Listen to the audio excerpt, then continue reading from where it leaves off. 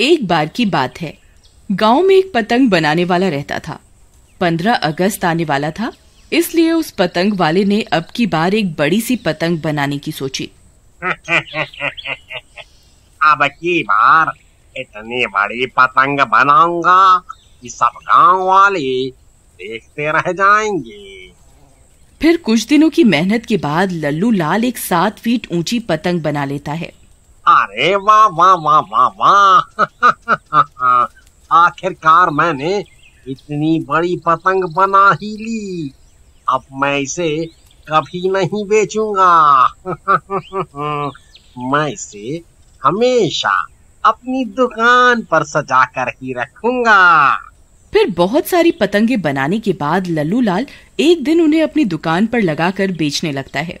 अरे पतंग ले लो, पतंगे, छोटी पतंग बड़ी पतंगा, 1 रुपए की 1 पतंगा, जल्दी आओ जल्दी आओ, पतंग पतंग पतंग ले जाओ। फिर देखते ही देखते उसकी बहुत सारी पतंग बिक जाती है। तभी 3 मनचले उसकी दुकान पर आते हैं। वे सब उस बड़ी पतंग को देखकर चौंक जाते हैं। अरे लल्लू भाई, ये छोटी पतंग छोड़ो, वो बड़ी वाली पतंगा कितने में दोगे ये बताओ।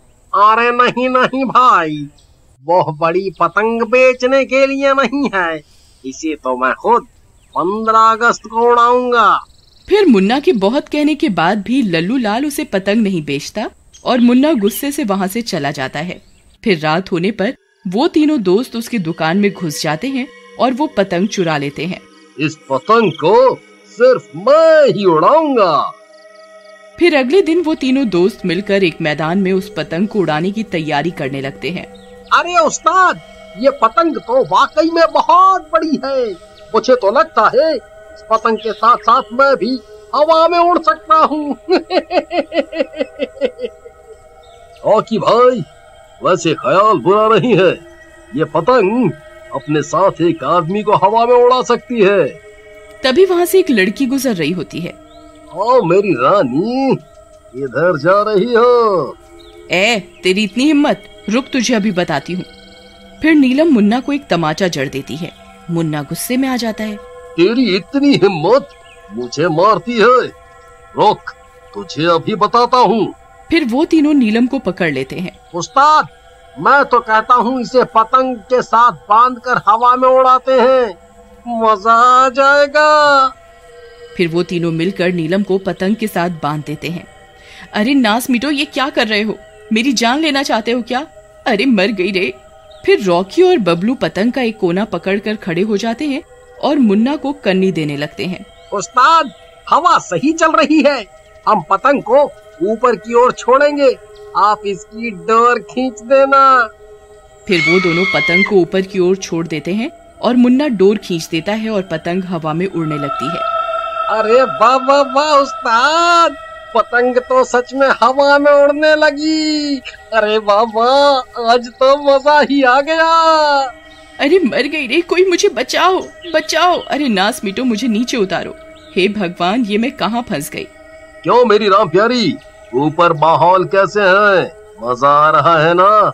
वहीं कुछ लोग और भी पतंग उड़ा रहे होते हैं। अरे मनोज, वो देख, कितनी बड़ी पतंग हवा में उड़ रही है।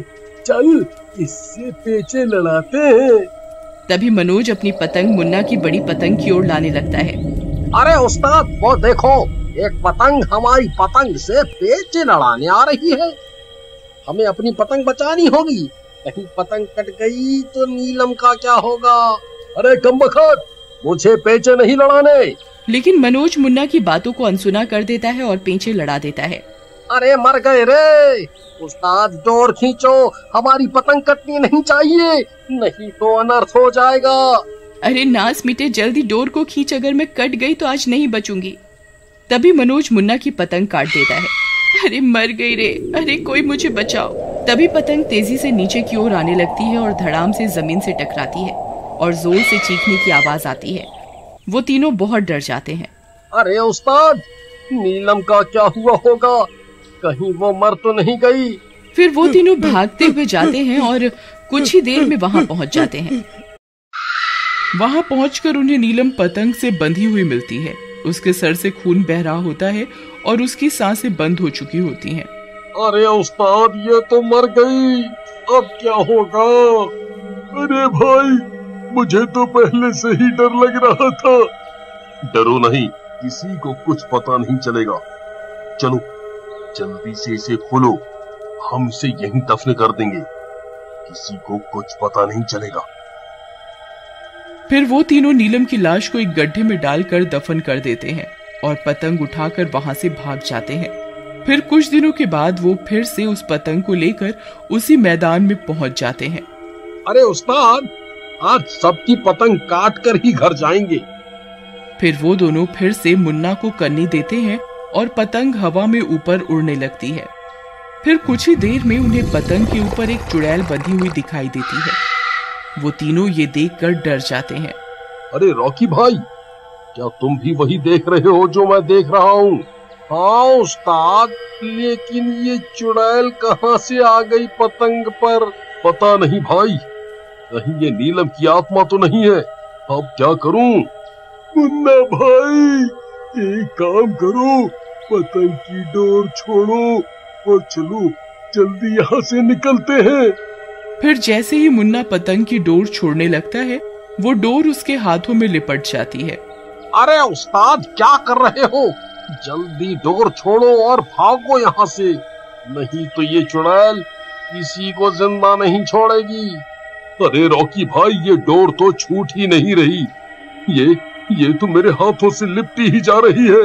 अब क्या करूं, क्या करूं? तभी वो पतंग मुन्ना को अपने साथ खींचने लगती है।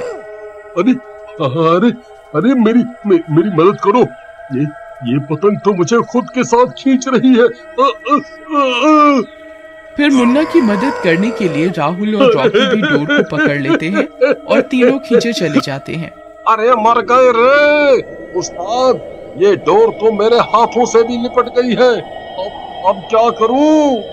फिर देखते ही देखते पतंग उन्हें अपने साथ हवा में उड़ाकर ले जाती है।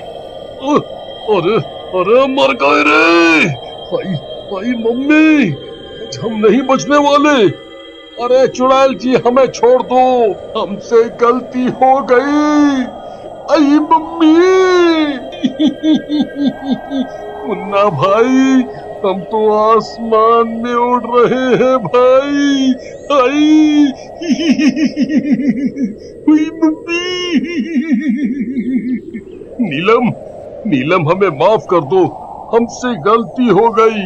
तुम्हें माफ कर दूं? तुम्हारी वजह से मेरी जान गई।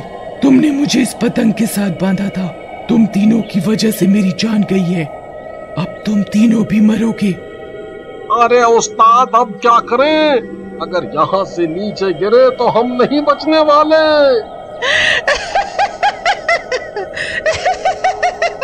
मजा आ रहा है ना? तभी एक और पतंग उनकी तरफ पीछे लगाने आती है। अरे मर गए रे। वो देखो उस्ताद, एक पतंग इसी ओर हमसे पेचे लड़ाने आ रही है। आई मम्मी, अब क्या होगा? रॉकी भाई, अगर हमारी पतंग कट गई तो डोर के साथ साथ हम भी सीधा नीचे जाएंगे। हाय रे, क्या करें? अरे नास मीटे, तुझे कोई और पतंग नहीं मिली क्या पेचे लड़ाने के लिए? किसी और से लड़ा ले पेचे, किसी और से। तभी वो पतंग तेजी से आती है और उनकी डोर काटती हुई निकल जाती है और वो तीनों तेजी से नीचे की ओर गिरने लगते हैं। अरे मर गए रे, अब हम नहीं बचने वाले। आई मम्मी, आई। अरे कोई तो हमें बचा लो। अरे चुड़ैल जी, हमसे गलती हो गई, हमें माफ कर दो। तभी वो चुड़ैल पतंग के साथ वहाँ पहुँच जाती है और उन तीनों को जमीन पर गिरने से बचा लेती है। अरे बच गए रे। रॉकी भाई, इसने हमें बचा लिया। चुड़ैल जी, आपका बहुत बहुत शुक्रिया। हम हाथ जोड़कर आपसे माफी मांगते हैं, हमें माफ कर दो। मैं तुम्हें माफ कर दूंगी, लेकिन मेरी एक शर्त है। अब से तुम्हें उन सब लोगों को जागरूक करना होगा कि इस पतंग के मांझे से हर साल बहुत से पक्षियों की जान चली जाती है। अगर तुम लोगों को इसके बारे में जागरूक करोगे तो मैं तुम्हें कोई नुकसान नहीं पहुंचाऊंगी। ठीक है चुड़ैल जी, हम ज्यादा से ज्यादा लोगों को इसके बारे में जागरूक करने की कोशिश करेंगे। फिर वो चुड़ैल वहाँ से गायब हो जाती है।